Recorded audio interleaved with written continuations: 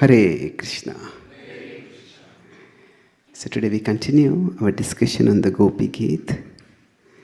And here, in different ways, the gopis are calling out to Krishna, please return. The gopis are seated on the banks of the Jamuna. It's night, there is the moon in the sky. They're feeling the gentle breeze coming from the river. They are seeing the beauty of the sky, the beauty of the forest, the beauty of the rivers. And all of it is only increasing the agony of their hearts. Because all of this beauty has no meaning for them without the presence of Krishna. In fact, all the other beauty is only reminding them of his painful, in fact, unbearably painful absence. And as they are remembering the beauty of, seeing the beauty of nature, they are remembering even more the beauty of Krishna. And thus, as they meditate and call out to Krishna, they are describing his beautiful features. Prahasitam priya prema vekshanam. So Krishna had a gentle smile on his face when he was playing his flute and calling the gopis. And as they came, he was acknowledging their arrival, smiling at them gently. Prema vekshanam. He was glancing at them. Ikshanam is glance. Vikshanam is a side glance. So while sometimes Krishna would glance at them directly, like at the times of the Ras Leela, most of the times the gopis and Krishna, they would not be able to meet so directly. Vrindavan was still a traditional, conservative place. And the Vrajvasis, they all were devoted to Krishna, but still there was a convention of how they lived. So every day when Krishna would go out to the forest, at that time the gopis would come on the terraces of their homes. And from there they would behold Krishna. And Krishna would have a side glance at them. So that way people would not notice, but he would glance at them. The gopis would notice. So, Vikshanam, Prahasitam Priya, Prema Vikshanam. Your beautiful sidelong glances filled with love. They are what the gopis are calling out. They're remembering. Viharanam chate. Viharanam. Viharanam is play, pastime, leela. This is that remembering your pastimes is dhyana mangalam. That actually is very auspicious. So normally, the previous verse also said that Shravana mangalam. So from natural beauty, they are reminded of Krishna's beauty. And as they're remembering Krishna's beauty, Krishna, they're not just hearing Krishna's pastimes. Krishna has performed pastimes with them. So it's a much, much more intimate level of participation they have had. So, Dhyana Mangalam. So it is not just, it's very auspicious to remember these pastimes. And they are themselves doing dhyan of those pastimes. Dhyan is a very advanced stage of absorption. Dhyan, dharan, samadhi. So dhyan doesn't just mean thinking. Dhyan means meditating, being absorbed. Dhyana mangalam. And then they are saying, not only did Krishna perform pastimes with us, but rahasi samvido yardi sprushaha. Rahasi samvido. Krishna spoke very confidential words. Samvido is samvad. Rahasi is alone in private.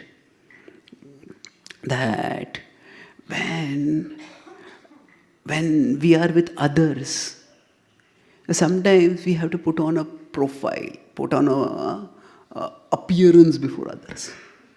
So even if, say, among two people there is a lot of quarrel going on, but still in public, they will speak very positively about each other. Because in one sense that may be required for the surveys, they may be conscious of their image, whatever it is. That the idea is that if, say, parents have a quarrel, they won't quarrel in front of their children. When the children go out of the room, children are somewhere else, the parents will close the door and then they will have their heated discussion or whatever. So the point is that in public, we may speak certain things.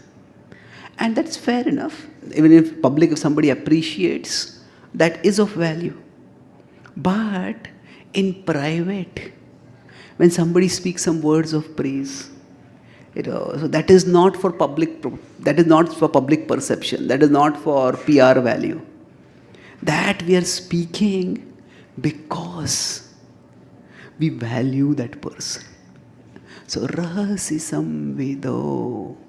The gopis are saying, in private, in these forests, when we met and we talked, and you spoke such sweet words to us that ya rediscover, that they touched our heart, they conquered our heart. Ya rediscover. And then they're saying, oh Krishna, kuhako no mana shobhayanti. And while all these are auspicious, all these are wonderful, but the more we are remembering them, kuhakano mana, our mind, shobhayanti, it is actually becoming more and more agitated. So while remembering Krishna's pastimes is auspicious, it's mangalam, but for them it is leading to shobhayanti, it's leading to agitation. That is because this Krishna, this wonderful Krishna was with us and he is gone. Why is he gone? When is he going to come back? They're just not able to figure out. So the shobhayanti, agitation, is for multiple reasons. At the first level, there is a loss. And loss is bad enough. But they're at loss about why the loss. At loss means they just don't know. It's like, we invested money in a bank and the money just disappeared. What happened? Did somebody steal the money from us? Did the bank crash? If we have no explanation, they say, oh, your money is lost. You say, how can it be lost? There has to be some explanation. They're at a loss at why there is such a loss. And then on top of that, this loss is in a place where they expected the greatest gain. They have come to the forest, giving up everything for Krishna. That point of giving up, they will talk a little later. But they have come lost, at place of expected gain. So if we go to some place where we expect a very difficult discussion, because we know that person is unhappy with us, so then we are a little prepared for it. But if we go for what is expected to be a very warm and pleasant meeting, and there suddenly the person starts chastising us and berating us and literally spewing out poison, we are unprepared. That causes even more pain. Shobhayanti. They're agitated. So the gopis are finding all this just unbearable. And that's how they're saying, Krishna, we are agitated. Please come back. Please come back and relieve us of this agitation. Please explain what happened. Please explain what we should do. If somebody is upset with us and they tell why we are upset, why they are upset, we can try to fix it. But if we have no idea what has gone wrong, then it is very difficult. So, Kshobhayantihi. We are agitated, Krishna. Our mind is unbearably agitated. So, thinking about Krishna is normally meant to pacify us. But sometimes thinking about Krishna can also agitate us. So we say, then what is the point of thinking about Krishna? Isn't it? Bhajahure mana Shrinandanandana Abhaya Charanaravidare. So I want to have Abhaya. I think about Krishna to be free from fear. But if thinking about Krishna is going to cause me agitation, it's going to cause me anxiety. And what is the point of it? So actually, there is a point that in our Krishna consciousness, when we are trying to have a relationship with Krishna, now we are fighting in one sense two battles. There is the internal battle for remembrance. We want to remember Krishna. But there is an external battle for service. We don't just want to remember Krishna sitting in some cave peacefully. We want to serve Krishna. We want to do something tangible for Krishna. And for remembering Krishna, we have to fight against our mind which distracts us. And that is a tough fight. And for serving Krishna, we have to fight against the world. Because nothing in this world is easy. If you want to achieve anything materially, it is not easy. If you want to achieve anything spiritually also, it is not easy. If you want to build a bungalow, it's not easy. So many complications come up. If you want to build a temple for Krishna, it's not easy. It's the nature of the world. So in both cases there is fight. It is against the mind and against the world. So now, in one sense, we are fighting this battle on two fronts. And sometimes what happens is that these two battles themselves start fighting against each other. That means sometimes our thoughts of service distract us from our remembrance. You may say the service is for Krishna. But in serving Krishna, okay, I come this problem, that problem, that problem. What am I going to do? And then we sit down to chant, we will not be able to chant. And sometimes remembrance may come in the way of service. Now if somebody, say, sitting in a class and they start chanting Hare Krishna. Okay, it's good to chant, but maybe not in a class, isn't it? Say, if we have a heart attack and say we are taken to hospital, the devotee is a heart surgeon. And while doing heart surgery, the devotee starts chanting Hare Krishna. Say, hey, I want to go back home, not go back to Godhead right now.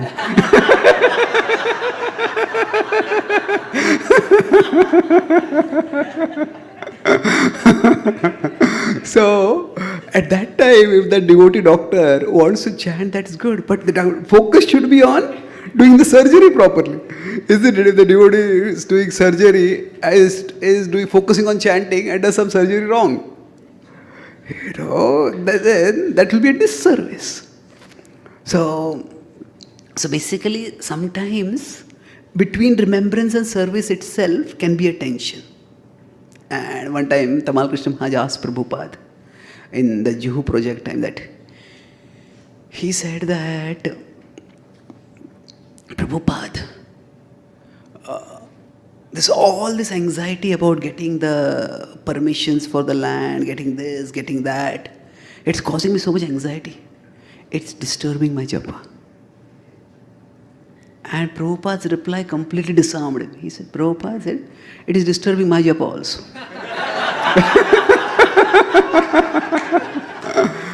And then Prabhupada added, your anxiety for serving Krishna will take you to Krishna.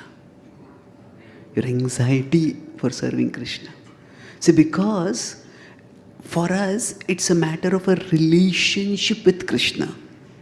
And when there is a relationship, in a relationship, there is a rich variety of emotions. A relationship, yes, definitely there is happiness. But happiness is only one component in the relationship. So, Sometimes in a relationship, there can be anxiety. Say, a husband and a wife have a very good relationship, but say their child has met with some accident, and the mother rushes, and the child has met with some accident from school, and the school has taken him to the hospital. The mother rushes from the home, the father rushes from the workplace, the mother also rushes from the workplace, wherever they come together. Now both of them are together, and they're waiting, what is the report? Now they are coming closer to each other, but they're not happy. In the relationship, anxiety can also bring people together, isn't it? So sometimes there may be not anxiety so much as tension. Tension is more of something like stress. Say the child's 10th exam has been given and the board results are going to come out. We're waiting. So there's some tension. You can call it anxiety, but it's slightly different. So in a relationship, there are different emotions. Sometimes there is peace.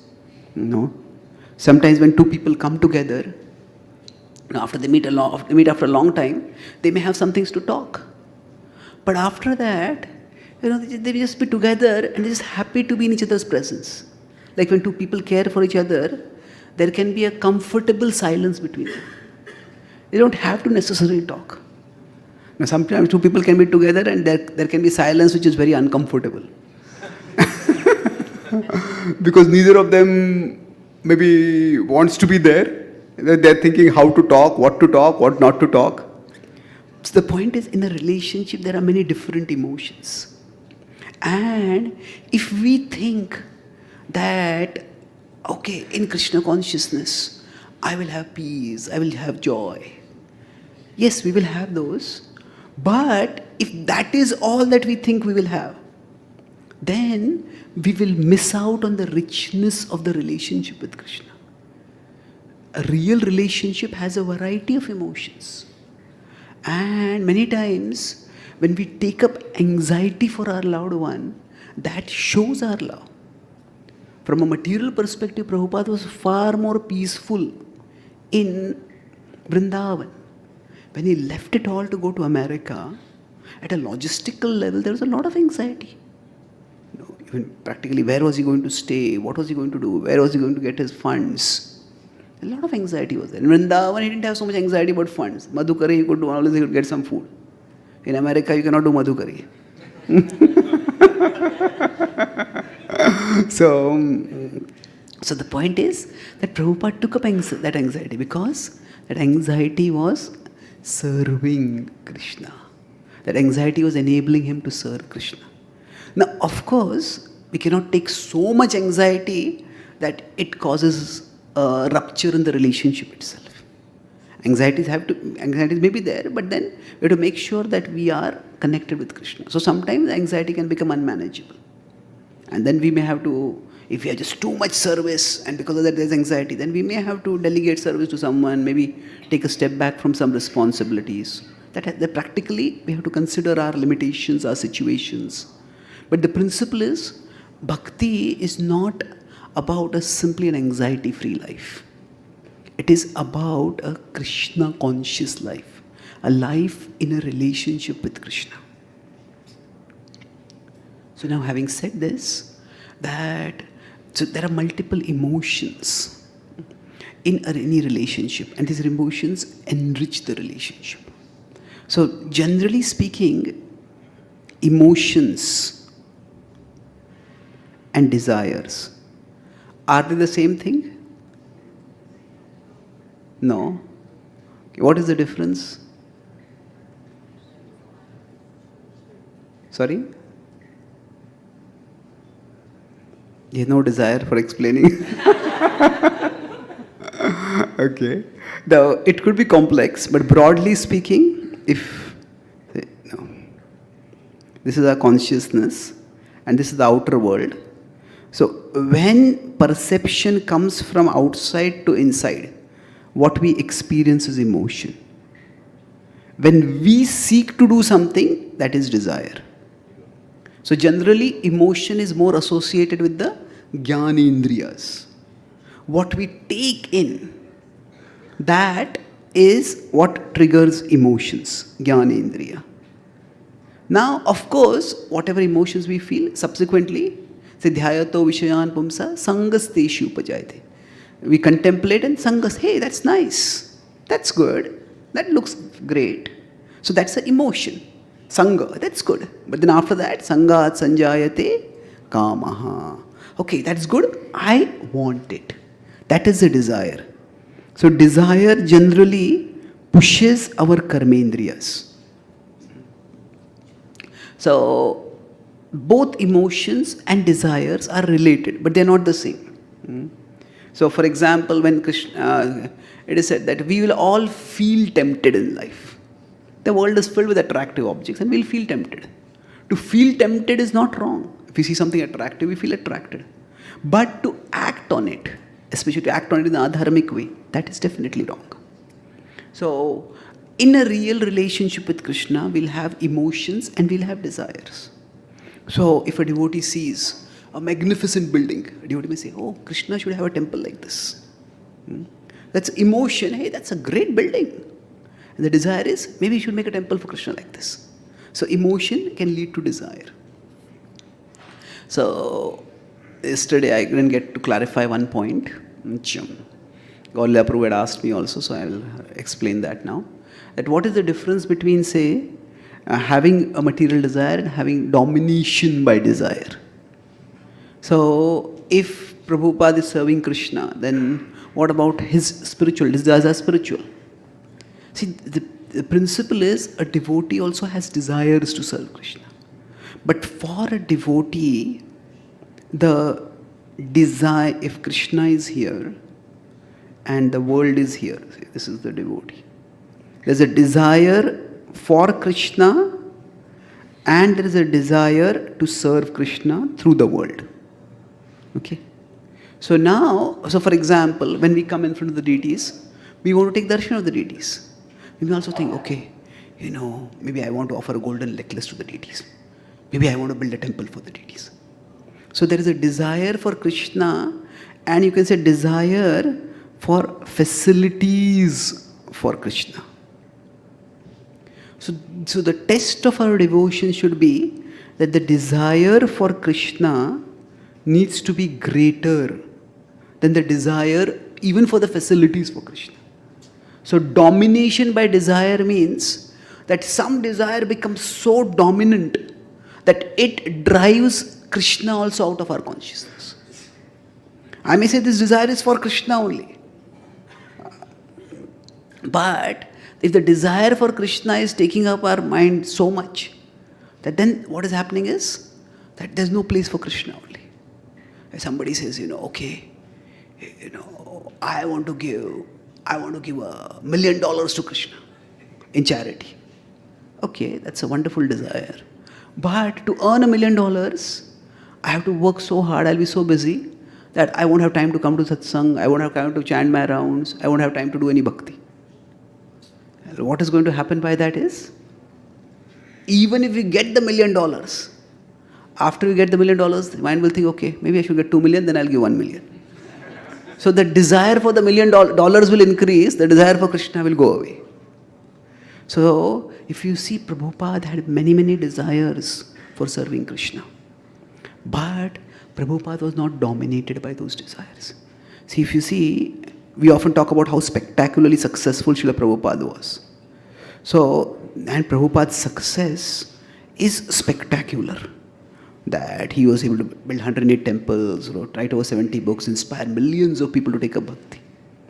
But Prabhupada's lack of success, that is also instructive. See, two of the things that Prabhupada invested himself the most in was his Bhagavatam translation and his Juhu temple. Prabhupada fought so hard for these two things. And the Juhu temple was so close to inauguration. Prabhupada departed from the world in November 1977 and the Juhu temple was inaugurated in Jan, Feb 1978. Just 2 to 3 months away. So Prabhupada could have said, Krishna, please let me stay for 2-3 months. I done this for you, let me see this success. But there was no dissatisfaction like that. Prabhupada, when he was asked toward the end of his life, do you have to, the last days, do you have any last desires? Prabhupada said, kuch ichha nahi. So, if Krishna wants me to be there, I'll be there. If Krishna doesn't want me to be there, I am okay with that. Prabhupada could have said, the Bhagavatam 10th canto is the most important. Let me complete, even if not the 11th and 12th canto, at least let me complete the 10th canto. And Prabhupada was doing what he could. Jayadvaita Maharaj was with Prabhupada. He was saying that Prabhupada had so little strength that Prabhupada could barely speak. They would keep the dictaphone right next to the lips of Srila Prabhupada, and that's how it would catch what they were dictating. So Prabhupada was doing everything he could. But still Prabhupada was not attached. So he had desire, but that desire did not dominate. So dominate means it takes over everything else in our life. So that did not take over Krishna. That did not drive Krishna out of his consciousness. So for us, we all may have desires, we may also have plans. And our plans may be even for Krishna. I think, okay, if I get this job, if I can get this kind of house over here, maybe any other temple, maybe I get this level of financial stability, I can serve Krishna better. And maybe it is true. So we all can make plans. That's perfectly fine. But the key should be we hold our plans lightly. And we hold our Lord tightly. Hold our plans lightly, hold our Lord tightly. Sometimes we do the opposite. We hold our plans tightly. And Krishna, why is this not working? What is the point of my doing all this bhakti if this doesn't work? And we start holding our Lord lightly. So that should not happen. So the gopis are agitated here, kshobhayantihi. But still they are remembering Krishna. Their remembrance of Krishna has not become diverted. That is still fixed and focused. Okay. So let's sing once. I'll quickly tell the meaning, then we recite it once. Chalasi yad vrajaj. So from Vrinda, chalasi, when you move out. Charayan pashun, when you go out to graze the pashu, the cows. Nalina sundaram, nathate padam. Your lotus feet are just like, your feet are just like lotus flowers. They're so gentle. Here, not so just so beautiful, they're so tender. Shila Trunankurai. That in the forest of Vrindavan, there are pebbles, there are thorns, there are branches. That see the titina, those will be piercing your feet. They'll be hurting your feet. And thinking of this, Kalilatam manaha kanta gacchati. Oh Lord, we are being extremely agitated, thinking that your lotus feet are being hurt. So, Krishna, a small piercing of your lotus feet is like a ripping apart of our heart. Krishna, please come back. Please return. Even if you are upset with us, because of us, please don't stay away. Please don't hurt yourself. Please come back. Yes.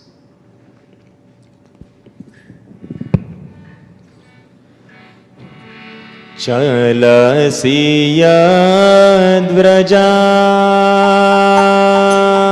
charayan pashu.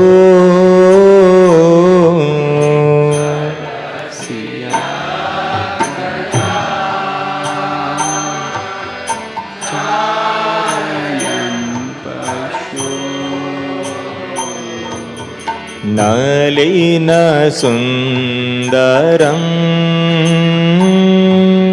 nathate padam.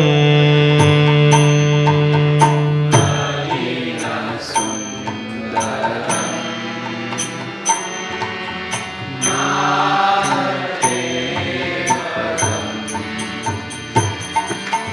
Shila Trinankurai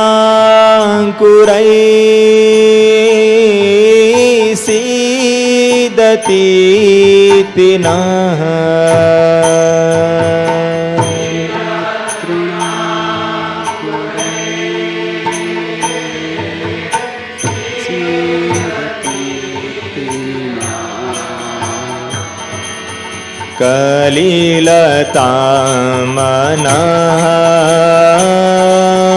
कान्तगच्छति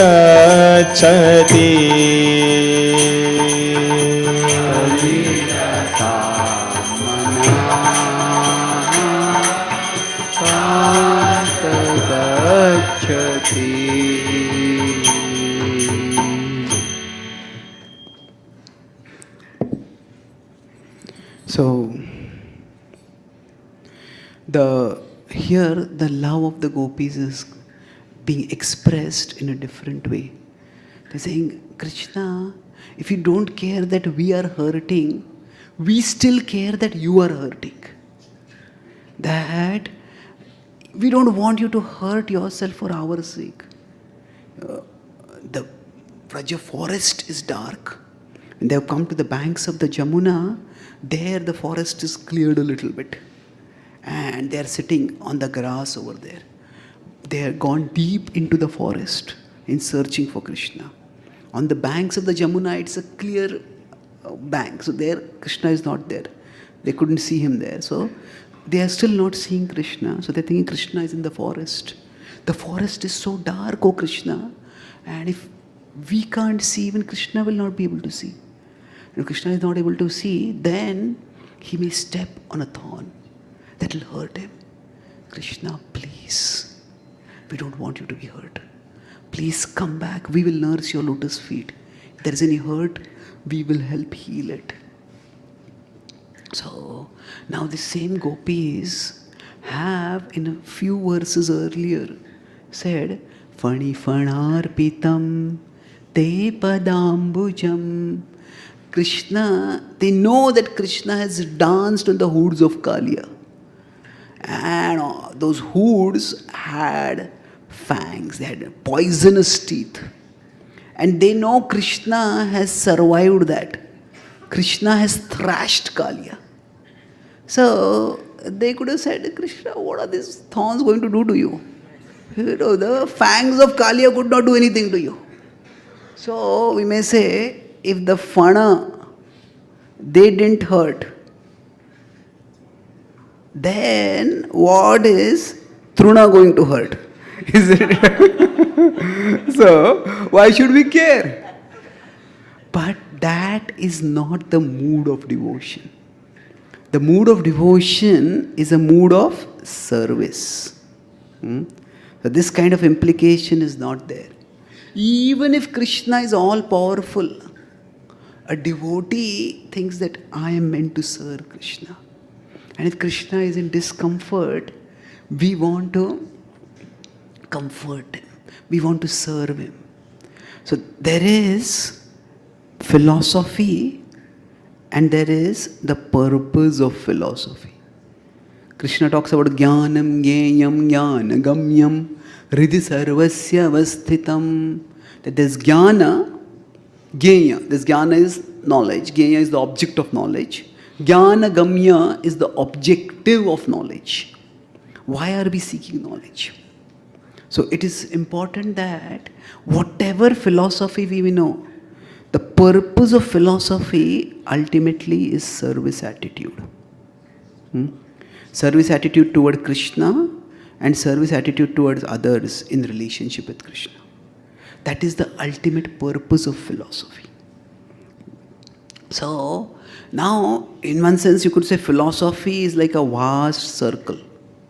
Now from that we need to draw those points which enhance our service attitude. Not those points which destroy our service attitude. Prabhupada says in a lecture that Krishna doesn't say to Arjuna, Arjuna doesn't say to Krishna, Arjuna doesn't say to Krishna that, Krishna, you showed me the universal form, you showed how all the Kauravas are going to die, so you kill them now. He doesn't say that, he says, Karishye vachanam tava. So in the Gita, there is the Gita's knowledge is there. And then how does Arjuna choose that? He doesn't choose the point that God is all powerful. So, that is true, but he can do it himself. He doesn't take that point from there. What he takes is, God is all powerful and I am a part of that all powerful God. So let me do what he wants. That is the point that Arjuna takes from the scripture. So this is what? So this will not enhance our service attitude. So this is to be avoided. This, I will serve him. Karishye vachanam tava. This will enhance our seva bhava. So it's vital that we take philosophy in the light of its purpose. Otherwise, philosophy can actually take us away from Krishna. I'll take 3 examples of this. First is Hiranyakashipu.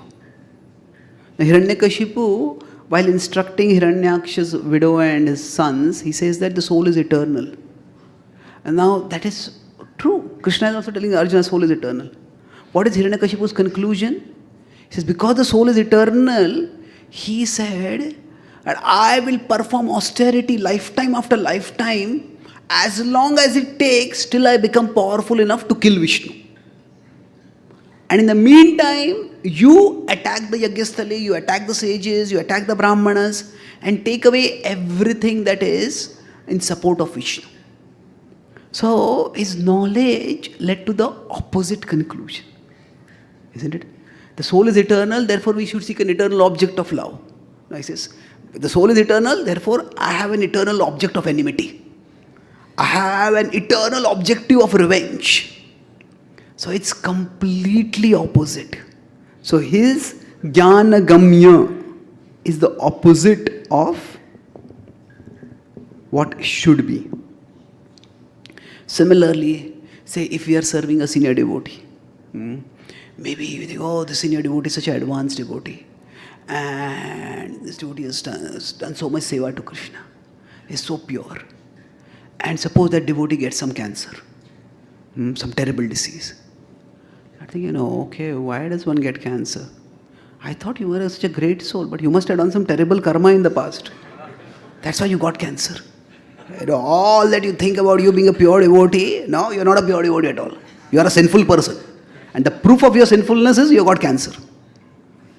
Therefore, I should not serve you. Should we think like that? No, why they got cancer is between them and Krishna. Isn't it?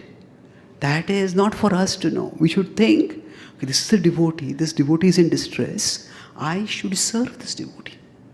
Okay?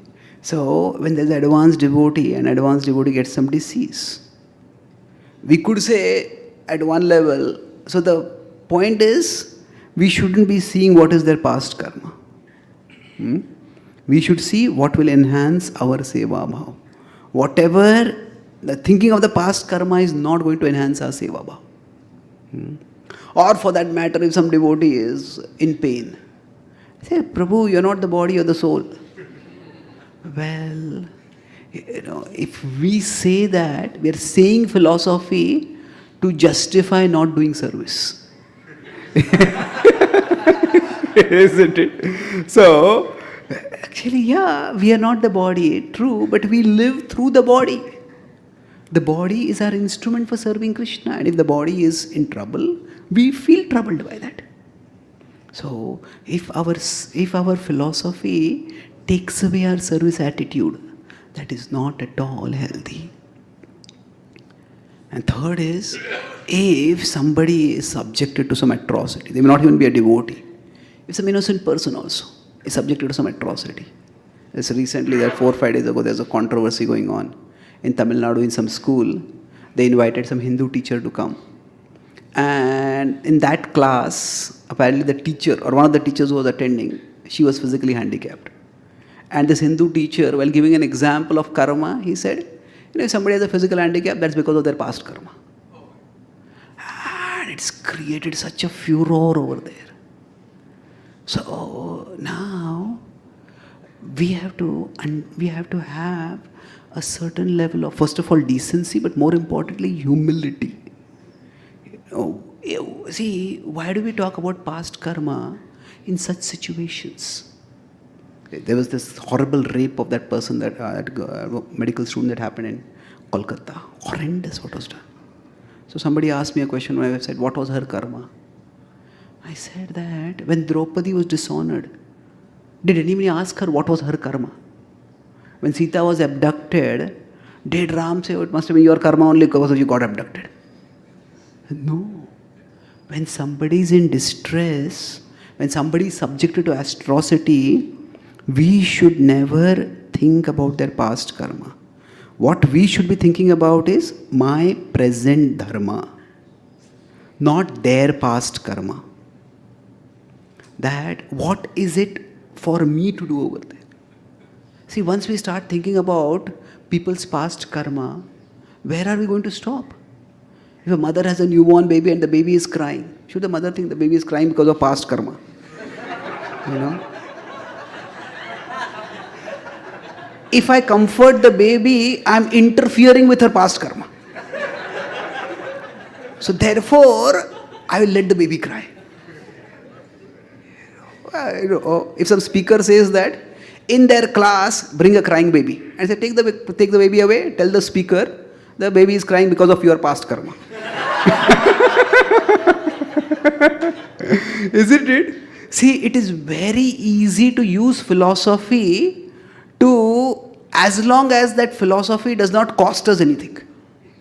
When the philosophy starts costing us something, immediately we'll find some other way to do things. If I am sick, I will go to a doctor. And if somebody else is sick, tolerate it. It's your karma.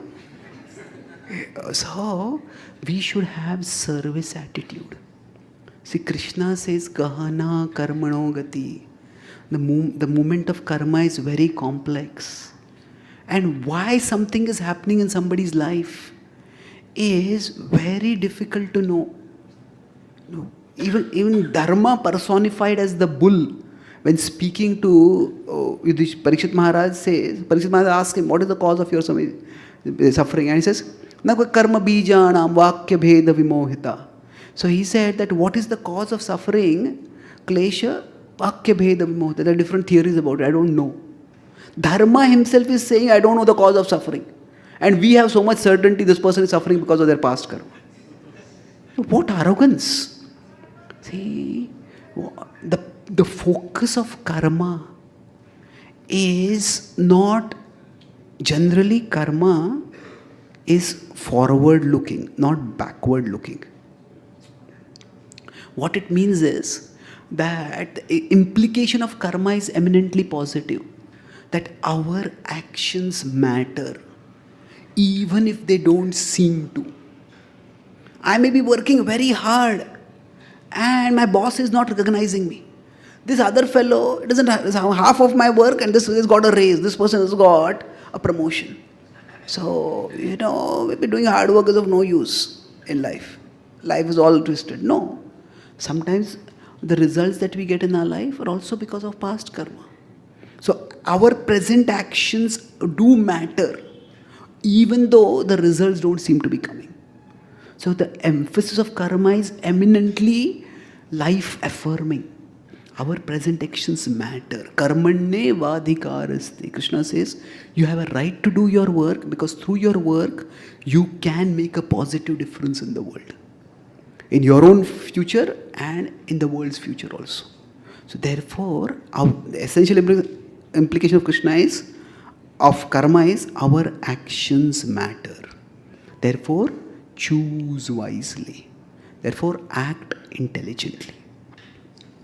That is the implication of karma. Our actions matter.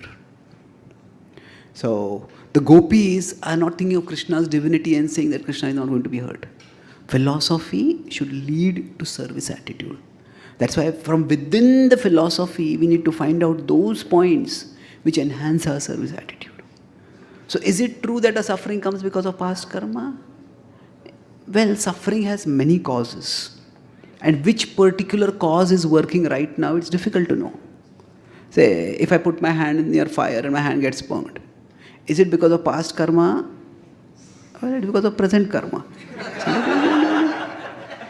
If, if somebody eats a dozen ice creams on a cold night and next morning their throat is terrible. The previous night they were saying ice cream, now they say ice cream. Now, is that because of, if the throat is terrible, is it because of past karma? Well, yes, but it is past night's karma, not past life's karma. So, when some situation comes in our life, when we face some situation, it is a result of a unpredictable combination of present and past actions. So present actions play a role, past actions play a role. Now how much is the present action, how much is the past action? We don't know. And there has to be humility. Gahana karmano gati. Why suffering is there, I don't know. But what I do know is that if we take shelter of Krishna, the suffering will decrease.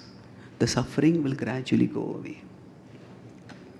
I was once giving a class in a very leftist college. Generally, we do our outreach in engineering colleges. So there the students are not very ideologically indoctrinated. In leftist colleges, especially humanities, arts colleges, the students get quite ideologically indoctrinated. So I was giving a class, and after that, one boy asked a question. He said that, you are telling us about this whole philosophy of Bhagavad Gita. Bhagavad Gita teaches karma. He said, you have got a physical handicap. That means you have done some past karma, bad karma in the past. So if you have done bad karma, what right do you have to tell us about what kind of karma we should do? So then I replied, yes, it's probably true that I did some bad karma in the past. But the fact is, Krishna is so merciful that in spite of my bad karma, he has accepted me. And he's engaged me in some service. He says, you have not done any bad karma like that. You will be accepted by Krishna much faster. So serve him. So the point here is that philosophy can be weaponized. And we should never be weaponizing philosophy. We should be thinking how philosophy should be used to increase our service attitude. And yes, who has done past what karma, that is not our consideration. Our consideration should be, what is my dharma in this situation? Okay. So I'll summarize what I discussed. Are there any questions at this point? Okay, then I will not take any other verse. Let me summarize, then we can have questions. So mainly we discussed 2 points today. We discussed first about, based on the Gopi Gita, about how kuhakuno manaha kshobhayantihi. The gopis are saying our minds are agitated. So we talked about how can bhakti agitate our mind? Well, yes, bhakti has 2 aspects. So there is remembrance and there is service, internal and external. And service sometimes can work against remembrance. So sometimes we may have through service we fight against the world, in remembrance we fight against the mind. Now, when service goes against our remembrance, what it means is we have a relationship with Krishna. And in the relationship there is happiness, there is peace, but there is also anxiety, there is also tension, there are a variety of emotions. So there are many emotions within a relationship with Krishna. That's why when we are serving Krishna, we accept that I'm not just looking for peace, I am trying to relate with Krishna. That's why we hold our plans lightly. We all will make plans to serve Krishna, but we need to hold our Lord tightly. That anxiety is there, okay.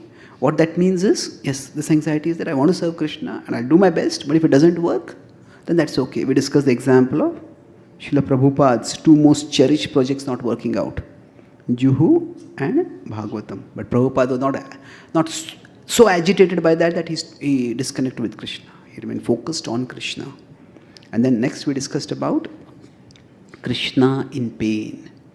The the feet of Krishna being pierced by the pebbles in Vrindavan. So the gopis, we discussed about how there is philosophy and there is purpose of philosophy. So whatever philosophical point we take, its result should be our service attitude should increase. So from the whole vast box of philosophy, we need to take out that point which will increase our service attitude. So otherwise, it's a misuse of philosophy. And discussed 3 examples of that. Hiranyakashipu misusing, and then a devotee having a disease, and somebody suffering some horrendous injustice or atrocity. So our focus should not be on any people's past karma. Our focus should be on our present dharma. And that way we will have our service attitude. Thank you very much. Hare Krishna. Yes, please.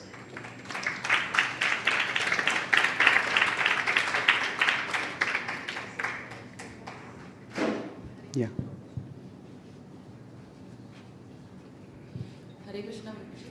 Thank you so much for bringing the point of anxiety in service. Because I always get feedbacks from devotees that I get very anxious in service.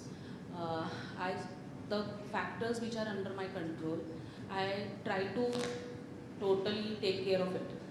But then to the anxiety arises. So I just want to know what are the symptoms that I am going overboard. That sometimes I may lose Krishna. I am not able to understand. What are the symptoms?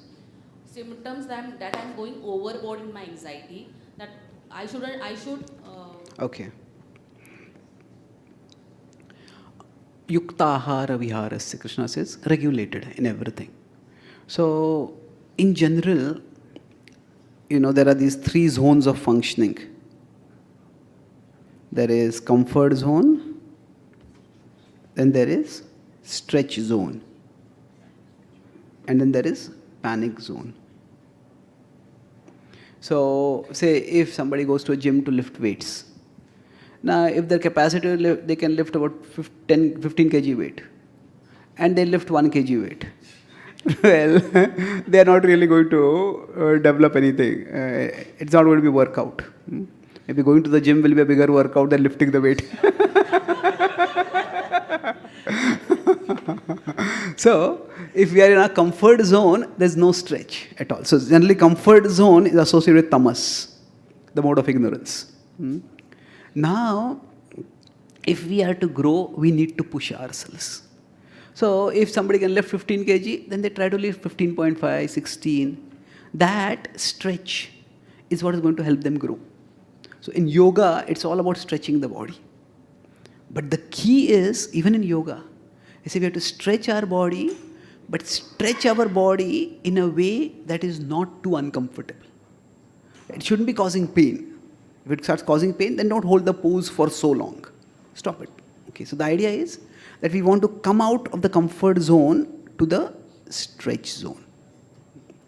But even that, it's almost, you can say, we want a comfortable way out of the comfort zone. A comfortable way.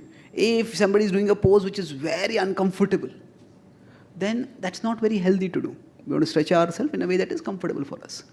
So we don't just, stretching ourselves is like sattva, broadly.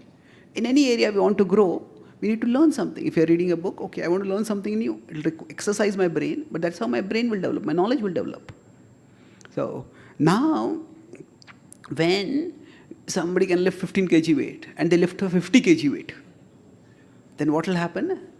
They themselves will become a weight that somebody has to lift on a stretcher afterwards. So, that is the panic zone. This is in Rajas. So, in Rajas, what happens? In general, we could say, with respect to our capacities, in Rajas, we overestimate our capacity. Yesterday, I talked about ego. Ego means I can do everything. So, ego is a characteristic of Rajoguna. I can do everything. We overestimate our capacity. Tamas, we underestimate our capacity. I can do nothing. So, in Sattva, we are able to better estimate our capacity. So, broadly speaking, how do we know that the anxiety we are taking is too much? It will be that it just makes us dysfunctional. That particular service, like if I try to lift a heavy weight, I just become dysfunctional after that for some time at least. So like that, if say somebody has a managerial nature, they are good at managing, then they may be doing 10 things and they can do all 10 things, okay, you do this, you do this, you do this. Their mind can keep track of it all, like they can juggle many balls. Now some people just don't have a managerial nature. Okay, let me complete one project, then I'll start the next project. If that is what our nature is, then that's what we do. So somebody who can do 10 things, they told just do one thing at a time. See, the idea of one thing at a time, it sounds good, but it's not necessarily always true.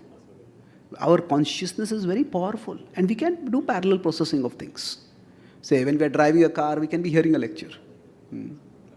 So we can, and most of us, we will, apart from when we come for classes, physically sitting, most of us, when we hear classes, it's like parallel processing.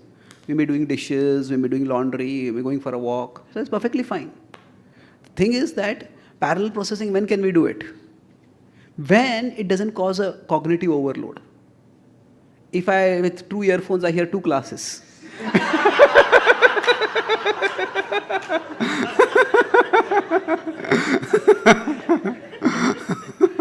There is no parallel processing, there is parallel confusing over there. So, that is a cognitive overload, that is too much, because the same faculty, the same brain is being used for both things. So we can do multiple. Some people, they need to do multiple things. That's when they feel I'm engaged sufficiently. But some people, they say, okay, let me just do one thing at a time. So we find out how we work best. Okay? Thank you. Yes, bro. Last question. Mike? Hare Krishna. Thank you for the wonderful class. Can we increase our capacity to take anxiety of Krishna?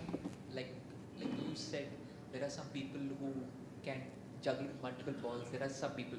Can we increase our capacity? I would say definitely. See, the whole point of growing in life is growing in our capacity to take responsibilities. Say, a 5-year-old child doesn't have much anxiety. A 15-year-old child has much more anxiety. A 25-year-old person, youth, has much more anxieties. And now that's because they're growing, they're taking responsibilities. So it is natural. As we grow, even biologically as we grow, our capacity to take up responsibility grows.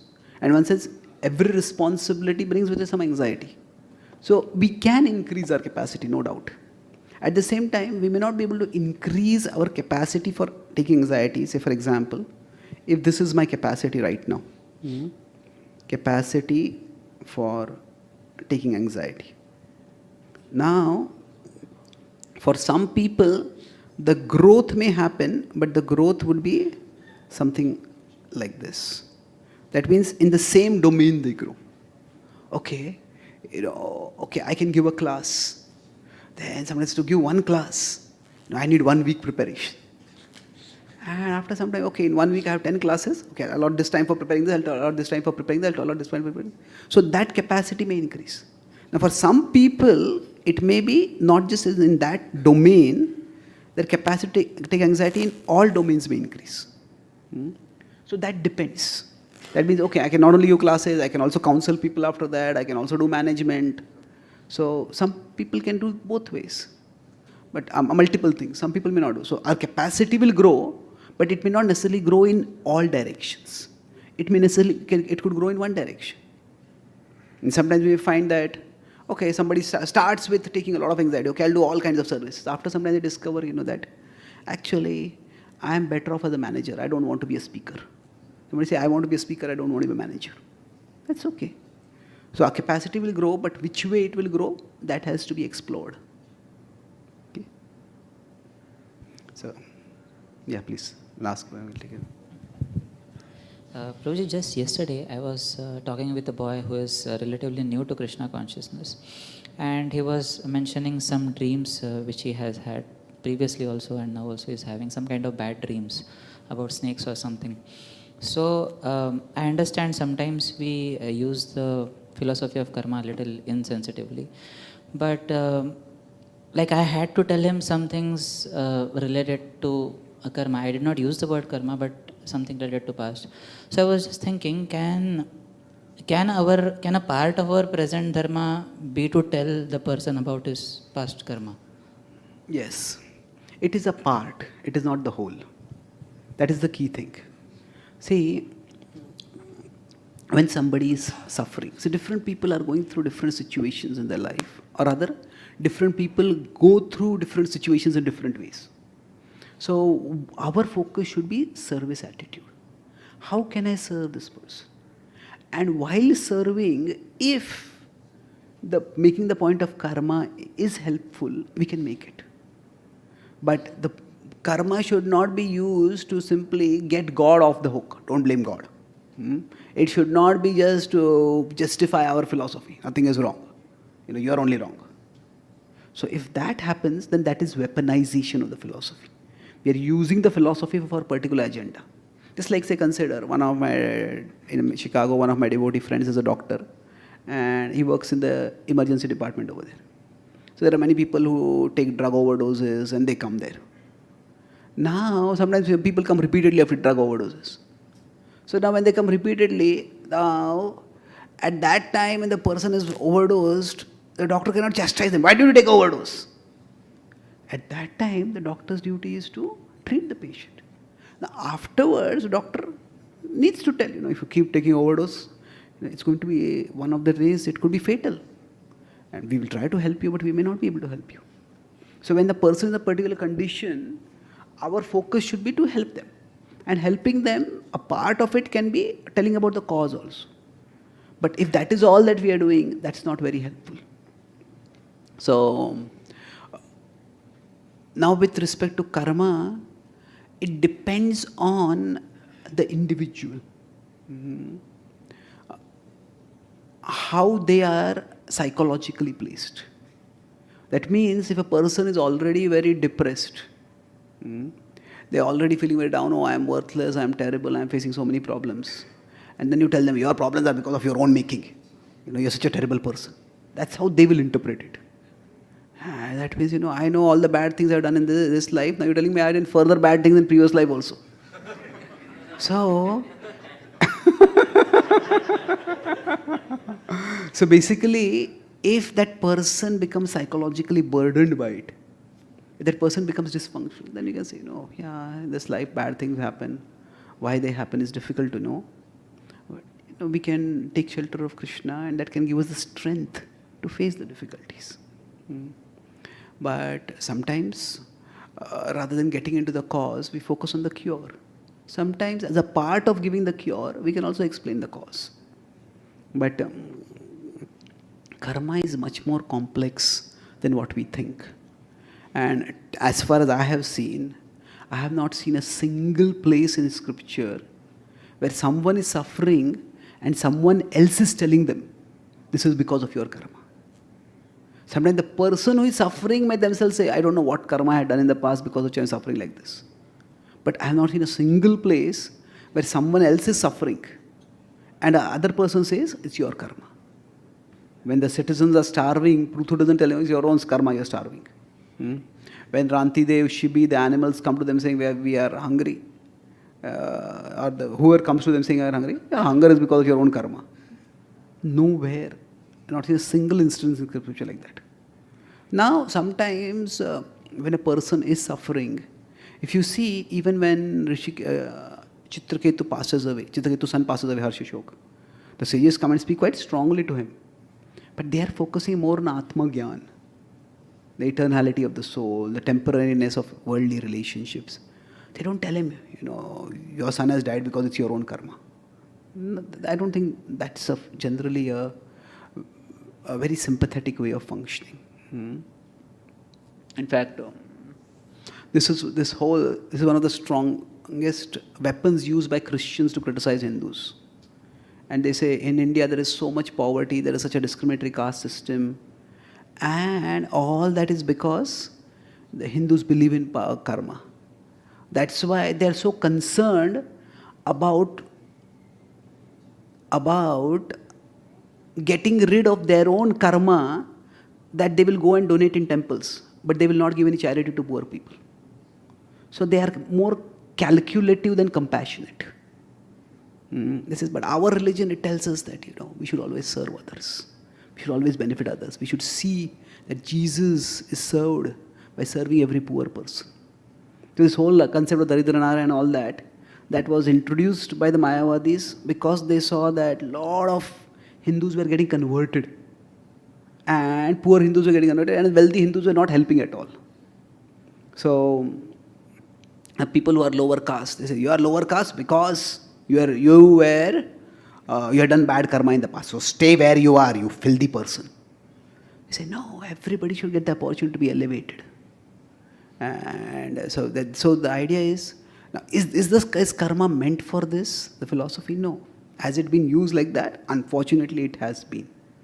Does it have to be used like that? Not at all. Actually, giving charity is a means to clear ourselves of past karma. The idea is that I have some karmic debt. When I do some good, yagya dana tapa, then when somebody receives charity from me, then by that they are helping me clear myself of past karma. So I'm grateful that you are accepting my charity. That is a way you could look at charity from a different perspective. Now, of course, we should consider whom we give charity to. We should not give charity to alcoholics so that they'll drink more. But that's the most extreme kind of charity. So, karma is, it has been unfortunately misused. It's like one of the ways in which a lot of conversions are happening is through adoptions. Among all the religions in the world, Hindus have the least adoption rate. Christians have the highest. There's one Hollywood star, he has 10 children. 5 of his own children and 5 children he has adopted from 5 other continents. So it's a matter of glamour. But they say that we are doing a great service. Now Buddhists accept the same point of karma. But Buddhists have a fairly high adoption rate. So their idea is that, in Hindus their idea is we don't know what karma this child is bringing, from what gotra is come, what dynasty, I don't want to get involved with it. But the Buddhists say that by taking the responsibility for a child whose karma we don't know, we will be decreasing our karmic load. So the same philosophy can be seen in different ways.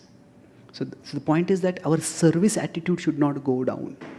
So now, in general, I'll add one point before it. There is, whenever we look at something, there are 3 factors the Mahabharata says. Is the action good or bad? We can look at the content of the action, we can look at the consequence of the action, and we can look at the intent of the action. So that means, what am I doing, why am I doing it, and what will be the result of doing it. So what has happened is, for many Hindus, karma philosophy has made them very consequence conscious, which is not necessarily a bad thing. Oh, if I give food to this person, and if I give money to this person misuses the money, then I'll get the karma. Well, maybe, but Krishna is also bhavagrahi. Our intent was not that the person should misuse it. So the action's utility, action's virtuosity is determined not only by the consequence, it's also what we are doing and why we are doing. If my intent was good, I only wanted to help that person. If that person misused it, then am I to be held responsible for that? Well, it depends. If I knew that this person is likely to misuse it, then maybe I shouldn't be giving it. So what has happened? That's why I said, if we become too calculative, then that is being calculative and being compassionate, they are opposite things. So when a guru takes disciples, so at that time the guru is very calculative. Then how will a movement grow? So the thing is that all 3 factors need to be considered. So intent, content, and consequence. We don't want charity to be misused, and that caution has to be taken that charity should not be misused. But the point is that should not make us so calculative that we become heartless. So if the act of charity itself is a good act. Sometimes some people's intention may be just, I want to become famous. I want to have a reputation of being a charitable person. Well, that can diminish the value of the charity. And sometimes we may give charity to causes where we are not aware, and that leads to misuse of charity. That's bad. Overall, we should consider all three things. But in general, the philosophy of karma, if it makes us heartless, uncompassionate, that is not how things should be happening. That is because of misunderstanding or misuse of karma. Okay? So thank you very much. Shri Krishna Bhagwan ki, Shri Gopi Geet ki, Srila Prabhupada ki, Nitai Gaur Premanande. Thank you very much. Hare Krishna.